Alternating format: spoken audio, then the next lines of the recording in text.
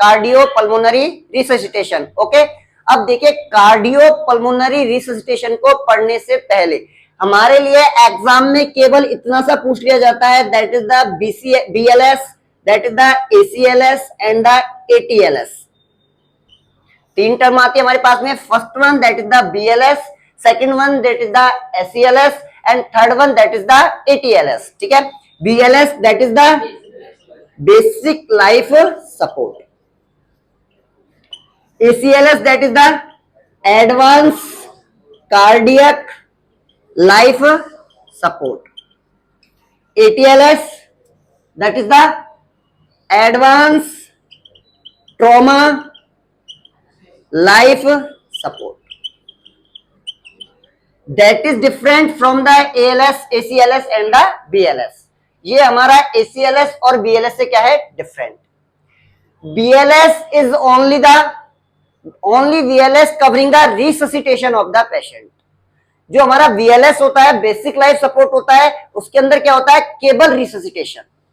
But जब हम बात कर जाते हैं किसकी, ACLS की, एडवांस के अंदर क्या आ जाता है हमारा, that is include also the defibrillator, that is also include the defibrillator. हम कार्डियक एडवांस, ठीक है, जैसे कि नाम से एडवांस कार्डियक, ठीक है, यहां पर हम क्या कर रहे हैं ओनली चेस्ट कंप्रेशन और ब्रीदिंग, चेस्ट कंप्रेशन और ब्रीदिंग। बट यहां पर हम क्या करेंगे एडवांस, जिसके अंदर हम किसकी बात करेंगे यहाँ पर ACLS की, जिसके अंदर हम क्या आता है हमारा डिफिब्रिलेटर आता है।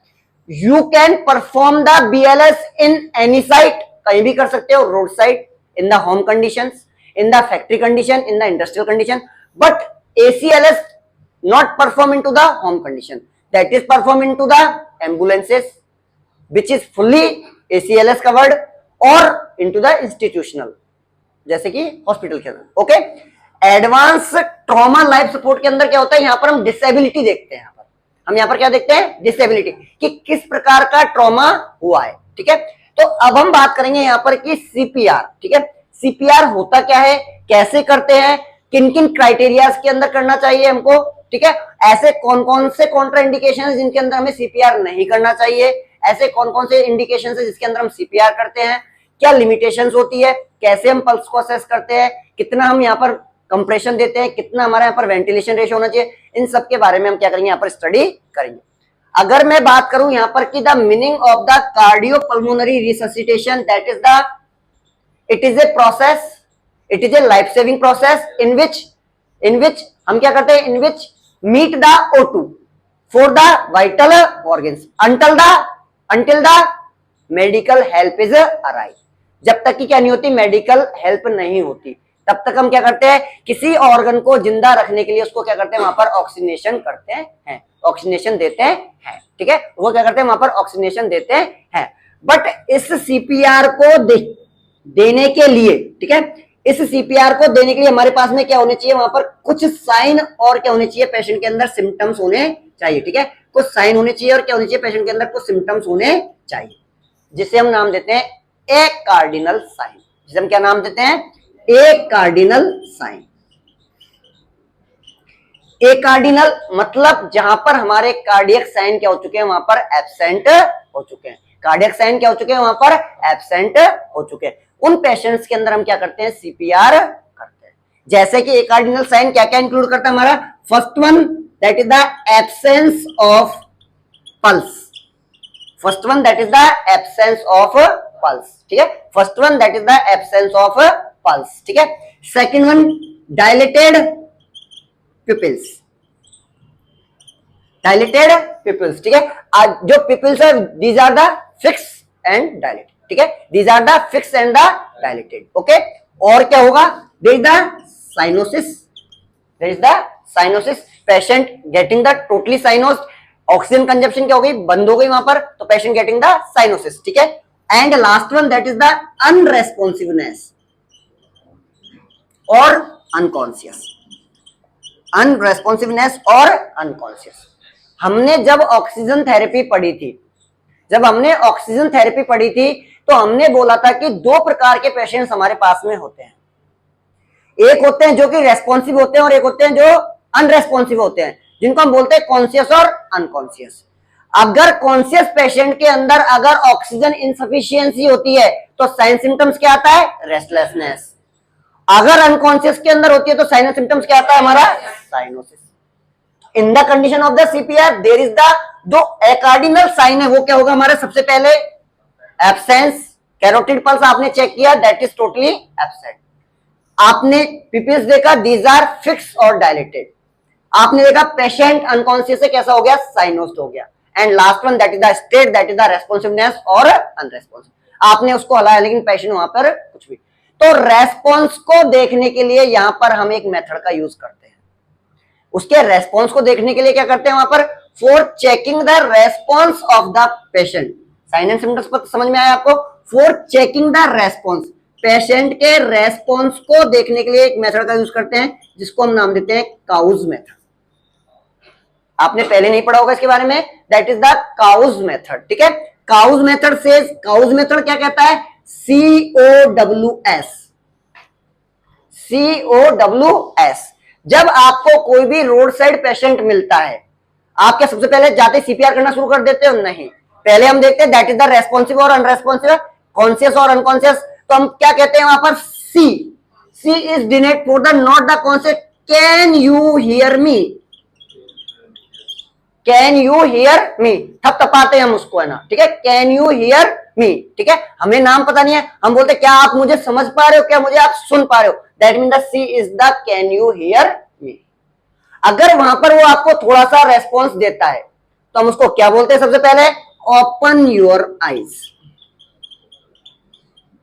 Open your eyes, we are saying O for that is the open your eyes. ठीक है, आपकी आंखें क्या कीजिए? ओपन।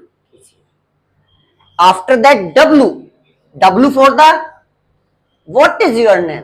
सबसे पहले हम ये बोलते हैं बिकॉज रीजन क्या है? कोई भी पेशेंट जब अनकॉन्शियसनेस से कॉन्शियसनेस में आता है तो उसको हम सबसे पहले उसका नाम ही पूछते हैं, reason. That is not the orientation, that is the prolonged या फिर late term memory.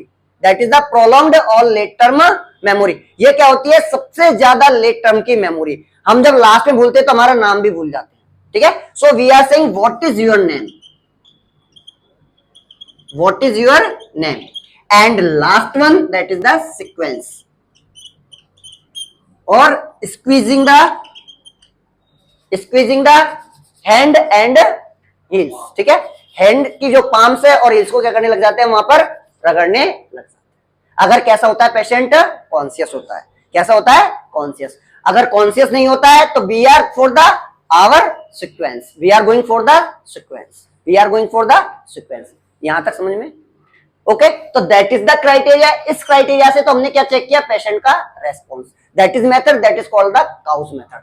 C for the can you hear me, O for the open your eyes, W for the what is your name, and S for the sequence और squeezing. Okay, after that अब देखिए method की अगर मैं बात करता हूं, अगर सीक्वेंस की अगर मैं बात करता हूं यहां पर, तो सीक्वेंस के अंदर हम पहले जो सीक्वेंस पढ़ते थे वो पढ़ते थे दैट इज द ABC। पहले जो सीक्वेंस पढ़ते थे हम पढ़ते थे ABC, that is the airway, B for breathing and C for circulation.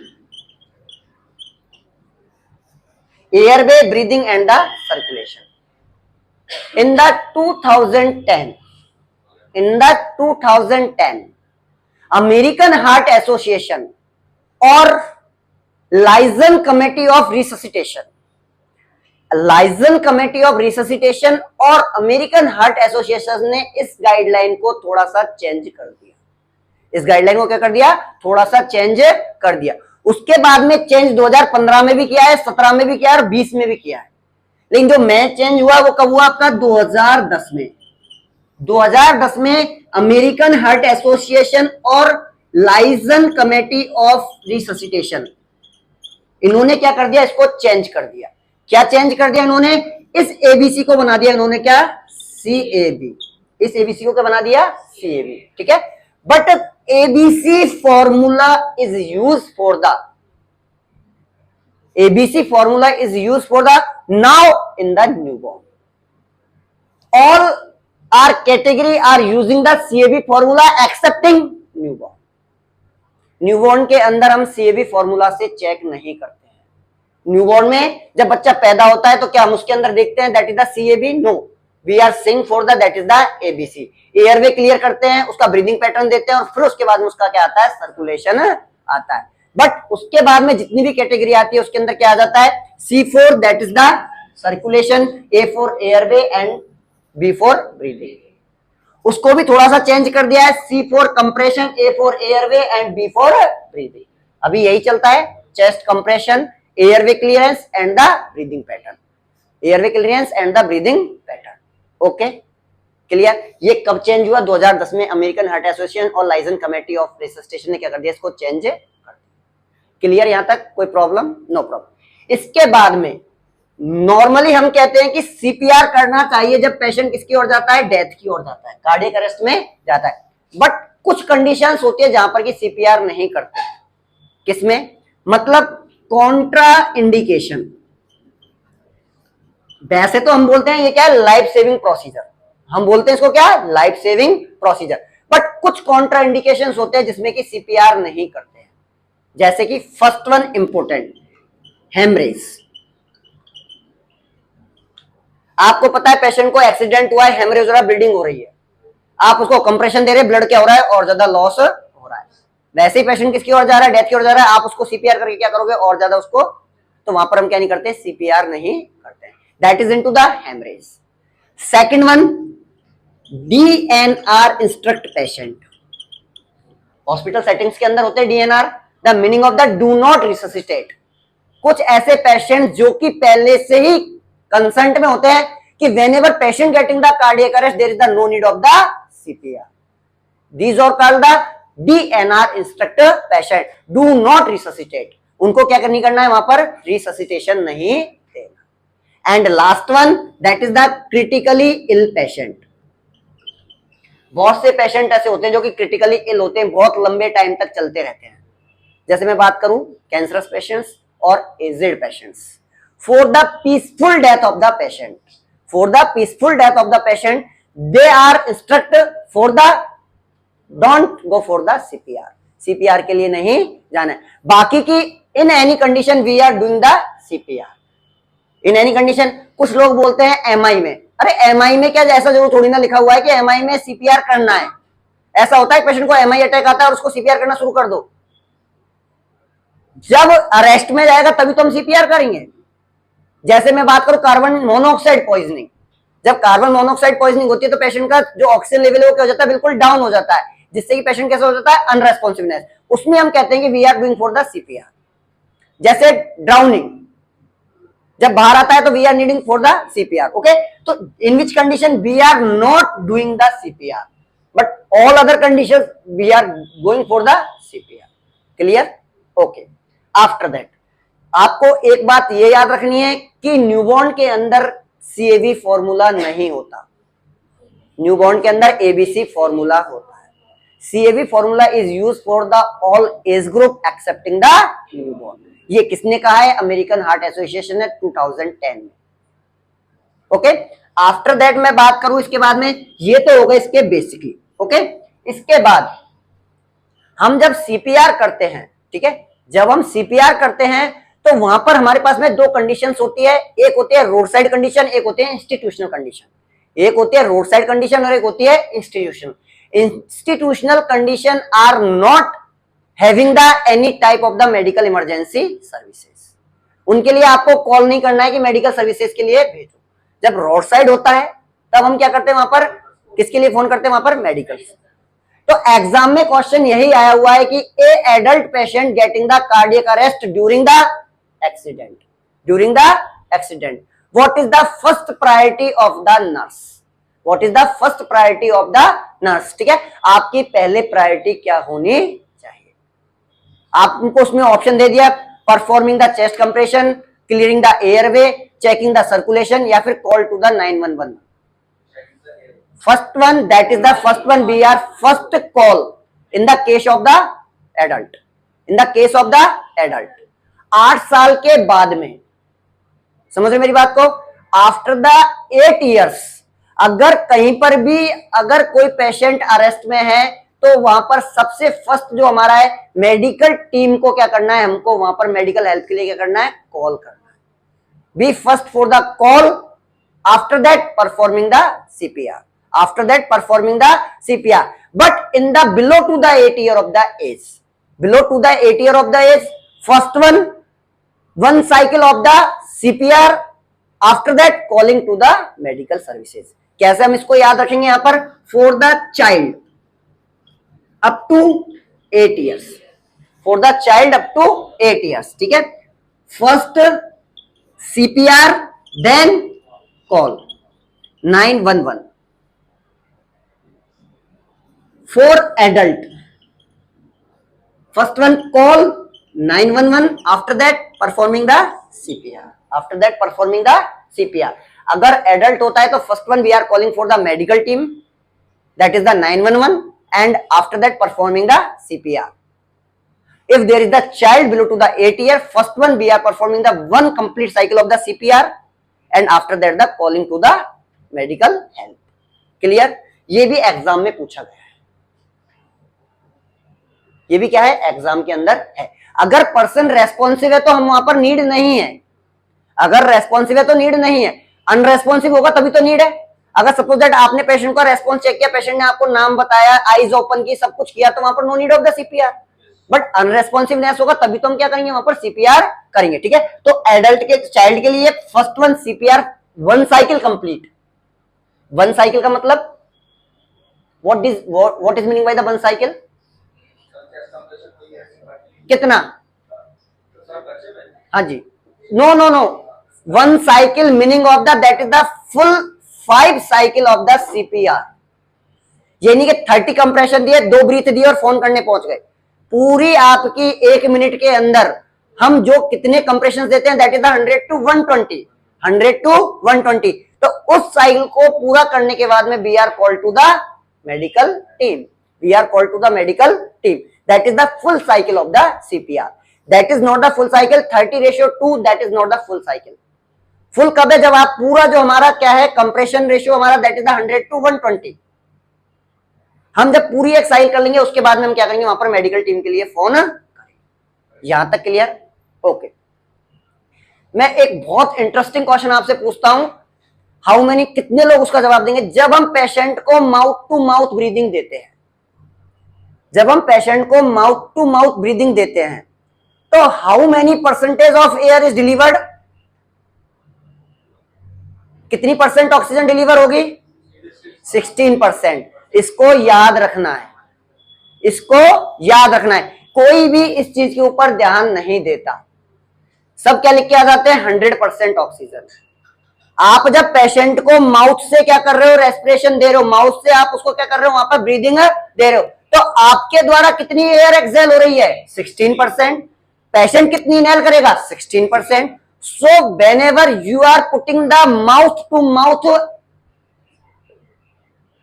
Mouth जब हम ब्रीदिंग देंगे तो वहां पर जो परसेंटेज आएगा वो कितना परसेंटेज होगा, 16%. कितना परसेंटेज होगा, दैट इज द 16%. वही वाला हाल कि रेक्टल और आपका ओरल के बीच में डिफरेंस 2 का, लेकिन दिमाग में रहता है 1. ठीक है, इसलिए वहां पर, तो यहां पर हमें क्या रखना है, that is not the 21%, that is the 16%. जब एक रेसिक्यूअर किसी विक्टिम को क्या देता है, वहां पर ब्रीदिंग देता है, तो वहां पर 16% क्या होते हैं, वहां पर ऑक्सीजन उसको जाती है. कितनी जाती है, 16% ऑक्सीजन जाती है. ओके. अब देखिए CPR को परफॉर्म करने के लिए हमारे पास में क्या होना चाहिए, प्लेटफॉर्म होना चाहिए. हम यही पढ़ते हैं कि patient lay down into the flat surface, flat surface पे पेशेंट को ले डाउन करना है और उसके बाद में क्या करना है, हमें CPR क्या करना है, परफॉर्म करना है. बट CPR को परफॉर्म करने के लिए हमारे पास में ऑब्जेक्टिव्स होते हैं, जैसे कि अभी हमने थोड़ी देर पहले पढ़ा था, that is the CAB, that is the CAB. ठीक है, CAB के अंदर हमारे क्या क्या आ जाएगा, C for chest compression, A for airway और B फॉर ब्रीदिंग. देखिए, चेस्ट कंप्रेशन ऑब्लिक सर्कुलेशन, हम पेशेंट का सर्कुलेशन चेक करते हैं, कंप्रेशन कितने कंप्रेशन देने चाहिए, एयरवे कैसे क्लीन करना चाहिए, and last one that is the breathing pattern कैसा होना चाहिए. समझ रहे हो मेरी बात को, कि हमने पेशेंट का सर्कुलेशन देखेंगे, चेस्ट कंप्रेशन परफॉर्म करेंगे, एयरवे क्लीन करेंगे और उसके बाद में क्या करेंगे, वहां पर ब्रीदिंग करेंगे इन the case of the child और एडल्ट और infant, but that is not perform into the newborn. Newborn में ऐसा नहीं हो। न्यूबॉर्न का पहले एयरवे क्लीन करेंगे, फिर उसको ब्रीदिंग देंगे, उसके बाद में उसका सर्कुलेशन देखेंगे। क्लियर? ओके। आफ्टर दैट अब देखिए इन सबको करने के लिए वहां पर एक परमानेंट पैरामीटर बनाया गया है। क्या बनाया गया? एक परमानेंट पैरामीटर बनाया गया। परमानेंट पैरामीटर क्या है वहां पर कि हमें कितना चेस्ट कंप्रेशन देना है 1 मिनट में, कितनी ब्रीदिंग देनी है, किस रेशियो पर ब्रीदिंग देनी है, हमें कब कौन सी आर्टरी हमको पाल्पेट करनी है, कितने टाइम के लिए पाल्पेट करनी है, किस एरिया को हमें कंप्रेशन देना है और कितना डेप्थ कंप्रेशन का होना चाहिए। एग्जाम में यही पूछा जाता है। एग्जाम में या तो इनके बारे में पूछेगा या फिर पूछेगा रेसिक्यूअर्स के बारे में, या तो रेसिक्यूअर्स के बारे में या फिर इनके बारे में। तो पहले हम रेसिक्यूअर वाली कहानी क्लियर कर लेते हैं। हम उसको याद कैसे रखेंगे, कभी आगे अब हमें डाउट नहीं रखना है। हम उसको कैसे याद रखेंगे, अगर हमारे पास में 1 रेसिक्यूअर है, अगर हमारे पास में 1 रेसिक्यूअर है और 2 रेसिक्यूअर। रेसिक्यूअर का मतलब क्या है? बचाने वाले, रेस्क्यू करने वाले। रेसिक्यूअर बचाने वाला, ठीक है। 2 रेसिक्यूअर, अगर हमारे पास में 1 रेसिक्यूअर है या 2 रेसिक्यूअर है, इन the case of the adult, in the case of the adult, adult के केस में जो हमारा रहेगा वो क्या रहेगा? हमेशा 30:2 रहेगा। चाहे एग्जाम में हमको 1 रेसिक्यूअर दे के डराए या फिर 2 रेसिक्यूअर दे के डराए, हमारे दिमाग में केवल यही रखना है कि जो रेशियो रहेगा वो क्या रहेगा? 30:2। मैं अभी भी कह रहा हूं आपको, एज हमने अभी थोड़ी देर पहले बात की थी 8 साल। 8 साल के बाद में सारे हमारे किसके अंदर इंक्लूड हो जाएंगे? यहां पर according to the CPR guideline adult के। ये मत करना कि सर 15 साल और 16 साल के बाद में एडल्ट के अंदर हम इंक्लूड करेंगे। 8 साल तक हमने यहाँ पर क्राइटेरिया अलग रखा था, तो यहाँ पर भी क्राइटेरिया किसका रहेगा? 8 साल का। अगर हमारे पास में after the 8 year to the adult और ओल्ड एज की अगर हम सबकी बात करते हैं, आपके पास में चाहे 1 रेसिक्यूअर है या 2 रेसिक्यूअर, जो हमारा रेशियो रहेगा वो क्या रहेगा? 30:2। 30 chest compression and 2 mouth to mouth breathing, 2 mouth to mouth breathing. अगर हमारा यहां पर बिलो 8 ईयर, अगर बिलो 8 ईयर अगर एज है, तो वहां पर अगर 1 रेसिक्यूअर है तो रहेगा हमारा 30:2, 30:2। और अगर 2 रेसिक्यूअर्स है तो वो हो जाएगा हमारा दैट इज द 15:2। अगर 2 रेसिक्यूअर्स है तो रेशियो क्या हो जाएगा? 15:2 और 1 रेसिक्यूअर तो रेशियो क्या हो जाएगा आपका? 30:2। तो केवल हमको किसका याद करना है? Child below to the 8 years, child below to the 8 years. Okay, the rescuer if there is the 1 rescuer ratio is the 30:2। ये तो सभी के लिए यही है। अगर 2 रेसिक्यूअर हो गए तो रेशियो बदल गया आपका क्या? 15:2। पहले की गाइडलाइन में पढ़ते हैं तो वो रेशियो क्या था? चेंज था। ये क्या था? 15:2 था, ये था 5:1। ये 15:2 था, ये क्या था? 5:1। ये 30:2 की जगह 15:2 था। समझ रहे हो? उसको अब चेंज करके जो हमारा नया जो बीएलएस और एसीएलएस जो हमारा कहता है, वो क्या कहता है? एडल्ट के अंदर चाहे 1 रेसिक्यूअर है या 2 रेसिक्यूअर है, there is the ratio that is the 30:2। In the child below to the 8 year 1 rescuer 30:2, 2 rescuer 15:2। 15 chest compression, after that the 2 effective breath. 15 आपका चेस्ट कंप्रेशन देंगे, उसके बाद में आपके पास में क्या रहेगी? आपके पास में 2 इफेक्टिव ब्रीथ हम वहां पर देंगे। What do you mean by the effective breath? Effective breath से मतलब क्या है? That is the rising of the chest level, symmetrical rising of the chest level. ऐसा नहीं कि आपने मुंह लगाया और आपने ऑक्सीजन छोड़ दिया, ऐसा नहीं। चेस्ट क्या होना चाहिए? विजिबल राइज होना चाहिए। चेस्ट क्या होना चाहिए? विजिबल राइज होना चाहिए। उसके लिए हम जो ब्रीदिंग देते हैं कितने टाइम के लिए देते हैं? 1 breath equal to the 1 second. 1 breath equal to the 1 second. एक ब्रीथ को पूरा 1 सेकेंड तक देते हैं। 1 breath equal to the, so in the whole 1 minute how many breath going? 6 to 8 breath. In the full 1 minute how many breath? That is the 6 to 8। भाई जब हम 30:2 से दे रहे हैं अगर हम बोलते हैं कि 1 मिनट के अंदर हम 4 साइकिल कंप्लीट करते हैं, मोस्टली 3 ही साइकिल कंप्लीट हो पाती है, 1 मिनट के अंदर हम क्या करते हैं 4 साइकिल कंप्लीट करते हैं, तो 4 साइकिल कंप्लीट करने पे हमारे कंप्रेशन हो गए 120 और हमारे पास में ब्रीथ हो गई कितनी 8, ब्रीथ कितनी हो गई 8। हम यही पढ़ते हैं that is the 100 to 120 compression and breathing that is the 6 to 8 पर मिनट, 6 to 8 पर मिनट। तो जो आपके 6 to 8 पर मिनट हम जो ब्रीथ दे रहे हैं वो कैसी होनी चाहिए, 1 breath equal to the 1 second, 1 breath equal to the 1 second. तब जाकर क्या होगा, विजिबली चेस्ट क्या होगी वहां पर राइज होगी, चेस्ट क्या होगी वहां पर राइज। क्लियर यहां तक, कोई प्रॉब्लम? ओके, आफ्टर दैट अब देखते हैं हम यहां पर कि कितने कंप्रेशंस देने चाहिए और कितने टाइम के लिए देने चाहिए और कितने टाइम के लिए हम क्या करते हैं वहां पर पल्स को असेस करते हैं। ठीक है, तो कौन कौन से फिनोमिना इसके अंदर बनाए हुए हैं ये देखिए आप। फर्स्ट वन हम देखते हैं यहां पर, फर्स्ट जो आपका कैरेक्टर आता है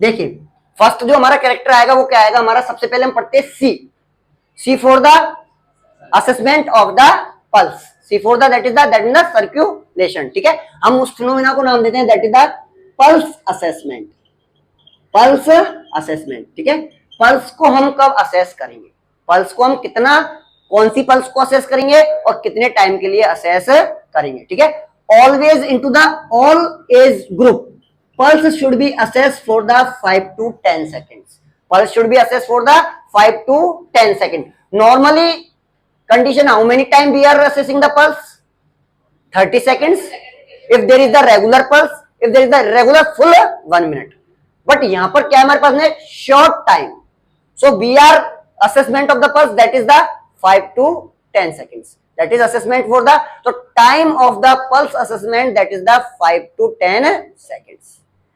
एडल्ट के अंदर हम करते हैं that is the carotid, child के अंदर करते हैं हम फिमोरल और इन्फेंट के अंदर करते हैं हम यहां पर ब्रेकियल, और अगर ब्रेकियल नहीं मिलती है तो फिर हम जाते हैं किसकी ओर, carotid.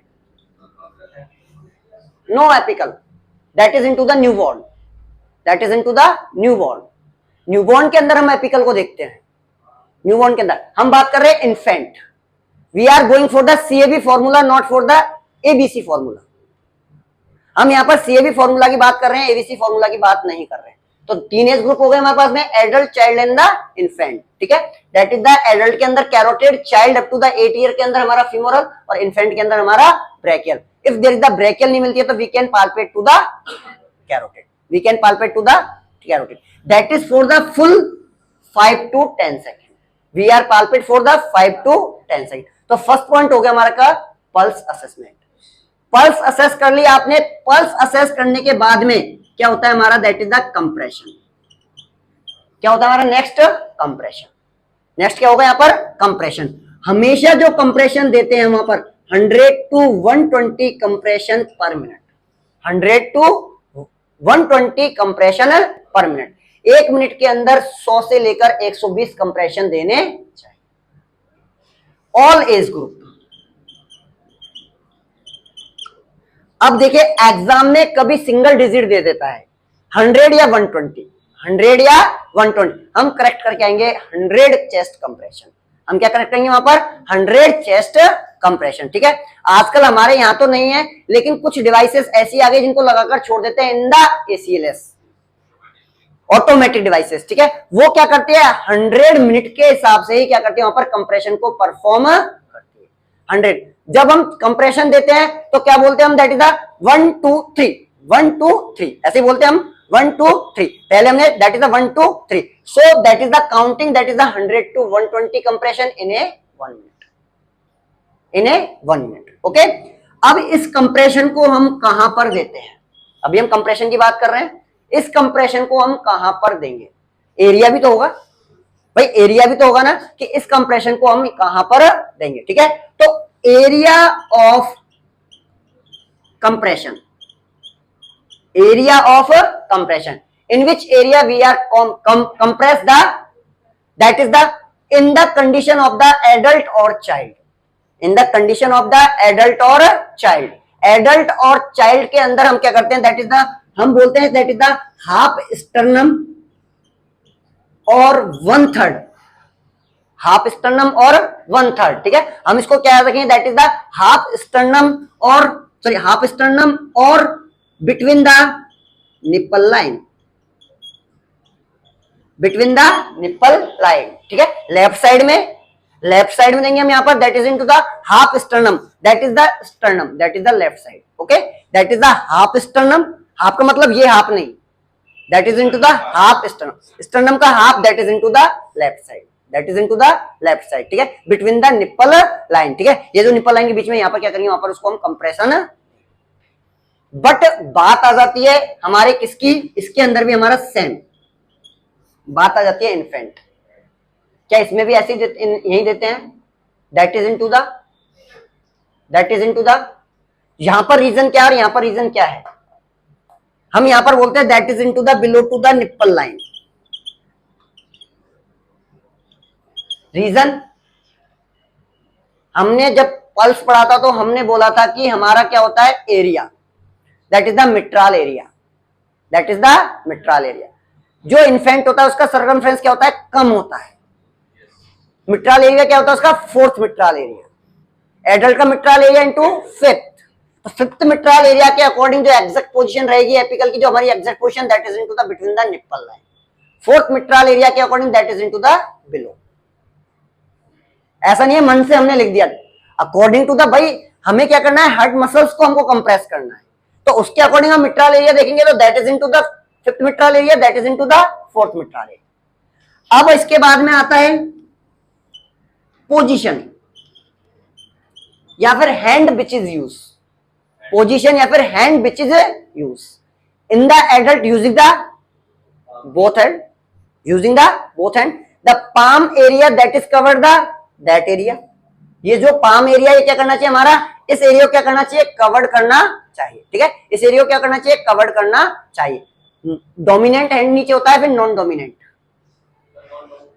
Non dominant below and dominant hand is the, तो प्रेशर जो लगता है वो किससे लगता है, डोमिनेंट से, ठीक है, प्रेशर जो लगेगा किससे, आपका डोमिनेंट से, ठीक है। हम क्या करते हैं उसको कंप्रेशन से, दैट इज द, हम इसके अंदर यूज में लेते हैं that is the both hand, इसके अंदर हम लेते हैं that is the one hand, और इसके अंदर लेते हैं हम क्या, टू फिंगर और आपका बोथ थंब, ठीक है, टू फिंगर और बोथ थंब, ठीक है, क्योंकि एरिया क्या है, कम है, एरिया क्या है, कम है, ठीक है, तो यहां पर हम यूज में लेते हैं that is the both thumb.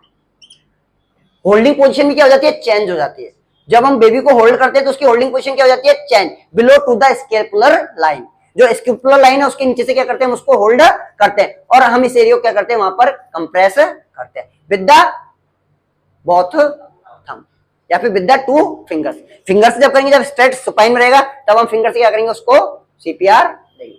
Clear यहां तक, कोई प्रॉब्लम, जब हम सीपीआर को देंगे तो हमारा जो स्टर्नम है वो क्या होगा, वहां पर नीचे कंप्रेस होगा, तो how many inches sternum is compress, हम कैसे याद रखेंगे इसमें, 2 एंड 1.5 इंच, 2 एडल्ट के अंदर थोड़ा सा इसको अगर आ जाए एग्जाम में तो 2.4 इंच, 2.4 इंच, अगर सेंटीमीटर में आता है तो हम रखते हैं याद 5 सेंटीमीटर, 5 सेंटीमीटर, एडल्ट के अंदर 5 सेंटीमीटर, चाइल्ड के अंदर 5 सेंटीमीटर, और हमारा बच्चे के अंदर दैट इज इनटू द 3.75, 3.75, वही इंचेस को आपको क्या करना है, सेंटीमीटर के अंदर चेंज करना है, तो हम अगर इंचेस की बात करते हैं तो 2 inch maximum to the 2.4 inch, 2 inch and maximum to the 4 inch, 5 to 6 centimetre, there is the 2 inch and that is the 1.5 inch, that is the 1.5 inch. ये तो किसकी बात हो गई, हमारे कंप्रेशन की। अगर हम इस कैटेगरी के अंदर कंप्रेशन करते हैं तो वो होंगे हमारे क्या, ट्रू और एग्जैक्ट कंप्रेशन। अब देखिए एग्जाम में एक क्वेश्चन पूछा जाता है कि what is the complication of the chest compression is, जब आप, कुछ लोग बोलते हैं what is the complication of the CPR, CPR का कोई कॉम्प्लिकेशन नहीं होता। सीपीआर तो लाइफ सेविंग है, सीपीआर तो क्या है, लाइफ सेविंग है। उसके अंदर जो हम प्रोसीजर कर रहे हैं, जो हम स्टेप्स कर रहे हैं, उसकी वजह से कोई कॉम्प्लिकेशन हो सकता है। वो क्या कॉम्प्लिकेशन हो सकता है? First one that is the rib fracture, second one हम उसे बोलते हैं that is the organ laceration. Second one हम क्या बोलेंगे? Organ laceration. Suppose that compression करते करते हुए रिब क्या हो गई? फ्रैक्चर हो गई। वो फ्रैक्चर किसी भी ऑर्गन को क्या कर सकती है? वहां पर लेसरेट कर सकती है। हम उसको बोलते हैं that is the organ laceration. क्या बोलेंगे हम उसको? Organ laceration. Organ laceration and the rib fracture is the complication of the chest compression. हम इसको सीपीआर का कॉम्प्लिकेशन नहीं मान। किसका कॉम्प्लिकेशन है ये? Chest compression. भाई सीपीआर तो आप ऊपर तो लिख रहे हो it is a life saving procedure, और लास्ट में जाकर लिख के आ रहे हो इसका complication. That is the complication of the chest compression.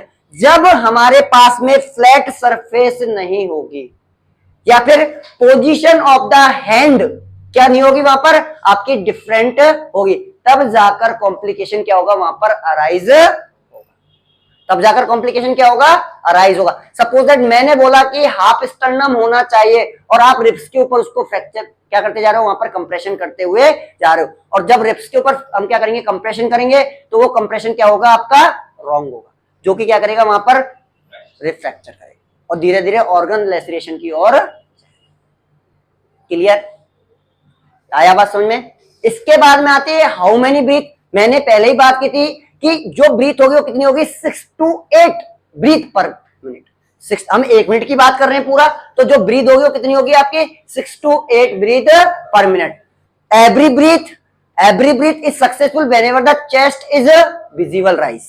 Chest is visible rise. ऐसा नहीं कि चेस्ट राइज नहीं हो रही और हमने उसको किसके अंदर कंप्लीट कर लिया? अपना एयरवे के अंदर कंप्लीट कर लिया। Okay, one breathing deliver the 16% of the oxygen whenever the mouth to mouth breathing, and one अगर हम एम्बू बैग से करते हैं तो 100% ऑक्सीजन, अगर हम एम्बू बैग से करते हैं तो कितना जाएगा वहां पर? 100% ऑक्सीजन। यहां तक क्लियर? कोई प्रॉब्लम? No problem. तो इस तरीके से हम क्या करते हैं? सीपीआर को परफॉर्म करते हैं।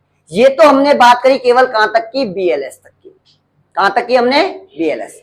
अगर suppose that BLS is convert into the ACLS, तो वहां पर क्या जाएगा आपका? डिफिब्रिलेटर। क्या जाएगा वहां पर? डिफिब्रिलेटर। उसको हम नाम देते हैं एईडी। क्या नाम देते हैं हम उसको? AED. That is the automated external defibrillator. That is the automated external defibrillator.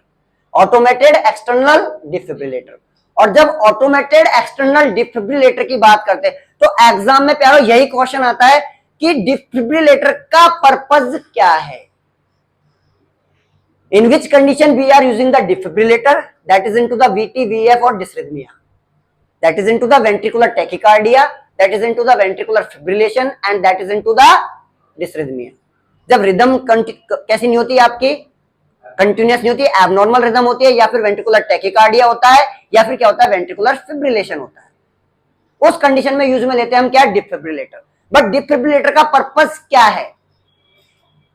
It convey the electrical shock, it convey the electrical shock. और इलेक्ट्रिकल शॉक से क्या होता है? इंपल्सेस जनरेट होगी। लाइक कहां पर? किसके अंदर इंपल्सेस जनरेट होंगी? एक फाइबर्स होते हैं जिन्हें नाम देते हैं पुरकंजे fibres.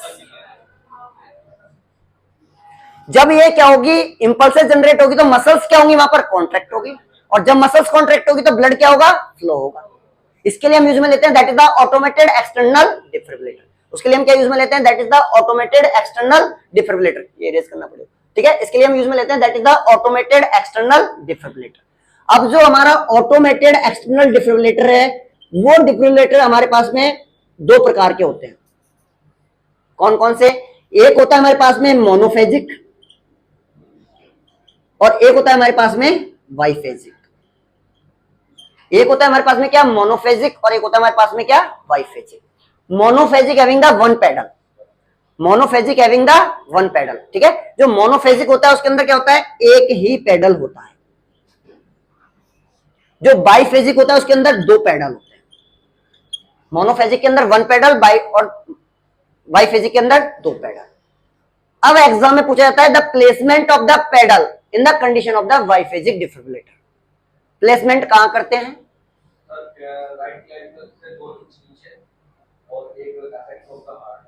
that is into the, we are saying that is into the apex of the heart and the base of the heart, above to the base of the heart and below to the apex of the heart।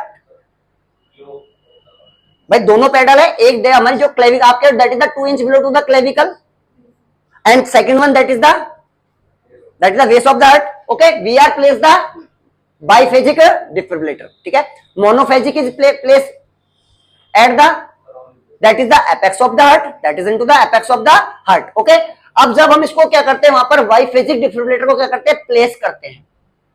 तो what is the nurses responsibility during the defibrillator, we have a responsibility that we are shouting loud, no one touching to the bed, no one touching to the bed, ठीक है, कि कोई भी bed को क्या नहीं कर रहा है, वहां पर टच नहीं कर रहा है। Nurse shout for the 3 times, no one touching to bed, no one touching to bed, no one touching to bed। Reason क्या होगा वहां पर, शॉक, क्योंकि इसके अंदर क्या निकलेगा, shock, that is convey to the another, so patient get not the defibrillator. Okay, तो वहां पर हम क्या करते हैं, बाईफेजिक डिफिब्रिलेटर जब हम बात करते हैं तो वहां पर हम दो कैटेगरी के अंदर शॉक को देते हैं। एक तो हम देते हैं लो एनर्जी शॉक और एक हम देते हैं हाई एनर्जी शॉक। एक हम देते हैं क्या, लो एनर्जी शॉक, और एक हम देते हैं वहां पर क्या, हाई एनर्जी शॉक। जो हम लो एनर्जी शॉक देते हैं वो हम देते हैं 150 joule to the 250 joule, 150 joule to the 250 joule. जो एनर्जी जाती है किसके फॉर्म में जाती है, जूल के फॉर्म में। और जो हम सेकंड शॉक देते हैं maximum, that is the 250 joule to the 360 joule, 250 joule to the 360 joule, that is the maximum limit of the defibrillator. Energy की इतनी एनर्जी क्या होती है, मैक्सिमम होती है। One shock, second shock, third shock, उसके बाद में नो शॉक। पहला दिया, दूसरा दिया, तीसरा, उसके बाद में नो शॉक। तो उसको देने से पहले क्या करना पड़ता है, पेडल को चार्ज करना पड़ता है। उससे पहले क्या करते हैं, पेडल को चार्ज करते हैं, ठीक है। तो जब हम पेडल को चार्ज करते हैं तो इलेक्ट्रिकल वोल्ट आता है, वहां पर इलेक्ट्रिकल करंट आता है। तो एग्जाम में इतना सा छोटा सा क्वेश्चन पूछ लिया गया, what is the current voltage of the defibrillator, what is the current voltage of the defibrillator, that is the current voltage of the defibrillator, that is the 200 to the 1200 ampere, 200 to the 1200। जब हम उसको क्या करते हैं, AC को DC में convert करते हैं, ठीक है। जब एसी को डीसी में कन्वर्ट किया जाता है तब जाकर क्या होता है, वो चेंज होता है किसके रूप में, जूल के रूप में। And the pressure of the pedal is, जो पेडल जो हम लगाएंगे उसका भी तो प्रेशर होना चाहिए, that pressure that is the 25 lbs, pressure of pedal is 25 lbs, ठीक है। जो प्रेशर होगा वो कितना होगा, 25 lbs। ये किसका है, हाँ जी, जो हम किसका यूज कर रहे हैं, डिफिब्रिलेटर का, ठीक है। जो आप डिफिब्रिलेटर का यूज कर रहे हैं उसको 25 lbs प्रेशर पे क्या करेंगे, हम उसको प्रेस करेंगे, ठीक है। और जैसे शॉक क्या करेंगे, हम कन्वे करेंगे, उसके बाद में उसको क्या करेंगे, रिलीज आउट करें। मैक्सिमम 3 शॉक्स देते हैं, 2 minimum energy and 1 is the maximum energy. अगर उसके बाद में भी क्या नहीं होता, पेशेंट रिवाइव आउट नहीं होता, तो we are not going for the shock. Continuous the CPR and at least कब तक करना चाहिए, सीपीआर कब तक करना चाहिए, 5 साइकिल इज आर कंप्लीटेड। पहले 5 साइकिल कंप्लीट करते हैं, वो 1 मिनट के अंदर होती है 5 साइकिल हमारी। टाइम ड्यूरेशन जब तक की क्या नहीं हो जाए, फ्लैट, ऐसा नहीं है फ्लैट, आपने एडीआर दिया फ्लैट लाइन, ऐसा कुछ नहीं है। ऐसा नहीं है कि फ्लैट लाइन आएगी तब तक आप उसको सीपीआर करते रहो। आपने एडीआर दिया है तो इंपल्सेस तो जनरेट होती रहेगी जब तक कि आप देखोगे patient is only totally unresponsive, कोई मतलब नहीं निकला, तब हम क्या करते हैं, सीपीआर साइकिल को क्या करते हैं, स्टॉप कर देते हैं। Okay, that is total ALS, sorry BLS and the ACLS. ACLS include to the केवल, एसीएलएस के अंदर क्या इंक्लूड किया गया है, डिफिब्रिलेटर। डिफिब्रिलेटर के अंदर monophasic and the biphasic. Monophasic normally use में लेते हैं, बाइफेजिक यूज में लेते हैं, जिसके अंदर 3 शॉक दिए जाते हैं। That is the minimum energy 150 to the 250 and maximum 250 to the 360। 360 तो बहुत कम कंडीशन दिया जाता है, 300 तक ही लास्ट रखा जाता है। जो वोल्टेज होता है वो होता है हमारा दैट इज द 200 टू 1200, और जो हम पेडल को प्रेस करते हैं that is the 25 LBS। That is pressure of the pedal on the patient. Patient के ऊपर पेडल का इतना प्रेशर होना चाहिए, ठीक है। ये है हमारे किसके बारे में, दैट इज द CPR और ACLS। Again I am repeated that guideline is change in 2010। पहले AVC पैटर्न को पढ़ा करते थे, but AVC pattern is now is used into the newborn conditions. After that we are using the CAB pattern, ठीक है। After that we are using to the CAB condition, ठीक है। तो हम उसे नाम देते हैं दैट इज द CP